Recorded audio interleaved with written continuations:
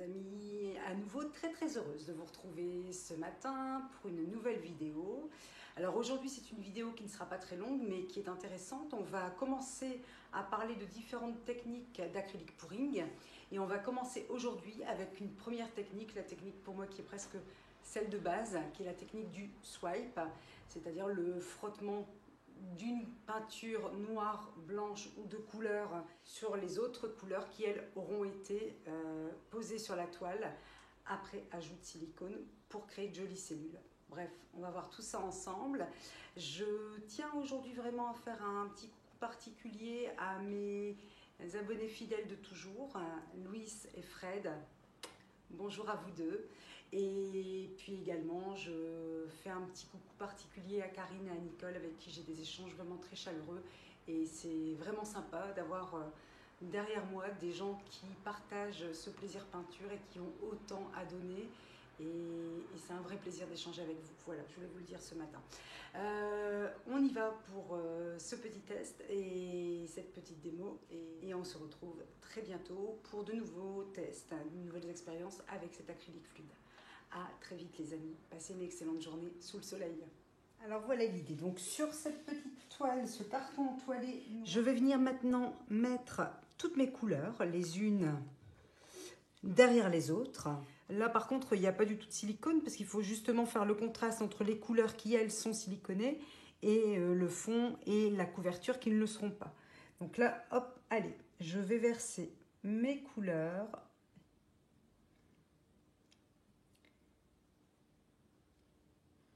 les unes après les autres sur mon fond. Voilà, on a donc une superposition des couleurs. Les couleurs vont se chevaucher les unes les autres pour qu'il puisse y avoir des interactions entre elles. Un peu maintenant de ce joli bleu turquoise qui est vraiment une couleur hyper lumineuse, super jolie.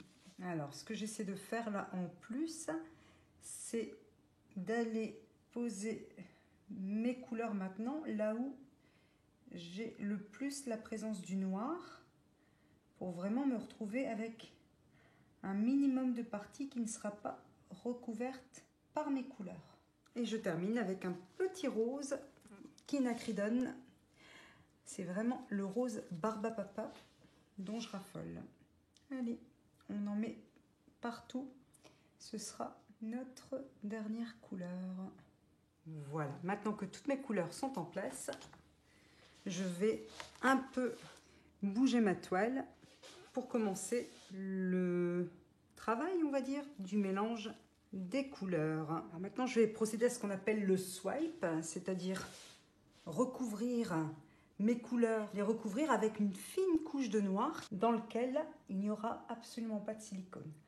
Donc déjà, je pose mon noir ici au démarrage. Voilà. Je viens maintenant balayer le noir sur mes couleurs.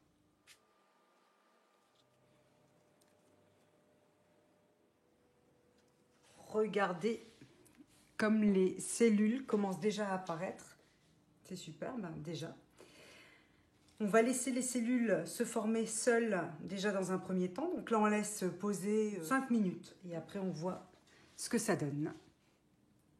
Alors maintenant, il y a deux choses que vous devez absolument faire pour terminer. C'est d'abord utiliser un moyen de chauffe pour faire sortir les dernières cellules.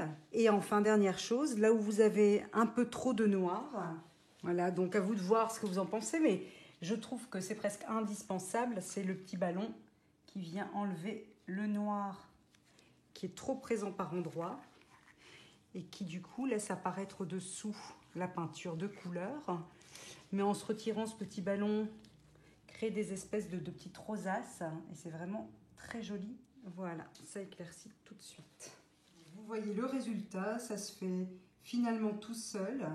Le swipe est vraiment une des méthodes peut-être les plus faciles à réaliser et les plus spectaculaires peut-être pas, mais on a forcément toujours des beaux résultats.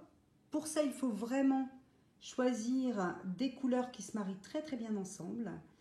Et dès que vous choisissez les bonnes couleurs, que vous utilisez ensuite la bonne dilution pour votre pouring et votre peinture fluide et que vous n'oubliez pas d'ajouter votre silicone, eh bien le reste se fait presque tout seul.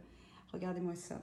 Voilà, vous voyez, voilà les cellules qu'on obtient. C'est quand même assez fabuleux. C'est joli, non? Voilà, regardez, il y a plein d'endroits où on a vraiment des mélanges de couleurs dans des mêmes cellules. C'est trop beau.